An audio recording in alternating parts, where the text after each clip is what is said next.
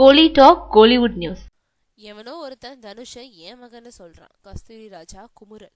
எவனோ ஒருத்தன் தனுஷை ஏன் மகன்னு சொல்றான்னு இயக்குனர் கஸ்தூரி ராஜா தெரிவிச்சிருக்காரு. தனுஷ் தங்களோட மகன் கலையரசன்னு திருப்போணத்தை சேர்ந்த கதிரேசன் மீனாட்சி தம்பதி மேலூர் குற்றவியல் நீதிமன்றத்துல வழக்கு தொடர்ந்திருக்காங்க.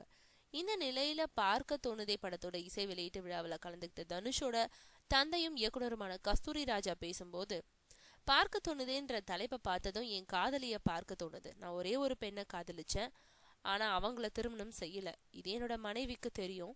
தாலாட்டிய அம்மா, தோளில் சுமந்த அப்பா ஆகியோரை பார்க்க தோணுது. பள்ளி நண்பனை பார்க்க தோணுது. 1974 மதுரை மெஜ்ரோ கோட்ஸ்ல 4000 சம்பளத்துக்கு வேலை செஞ்சேன். நான் 4000 ரூபாய் சம்பளத்துக்கு வேலை பார்த்த போது இருந்த சந்தோஷம் இப்போ இல்லை. அப்போ முதல் மகன் செல்வா, பின்னாடி தனுஷ் பிறந்தது எல்லாமே மகிழ்ச்சியான விஷயம். எவனோ ஒருத்தன் தனுஷை தன்னோட மகன்னு சொல்றான். என் வாழ்வுல தான் எவ்வளோ பிரச்சனை. இப்போ வசதி இருக்கு, ஆனா மகிழ்ச்சியும் சுதந்திரமும் இல்லைன்னு சொல்லியிருக்காரு கஸ்தூரி ராஜா.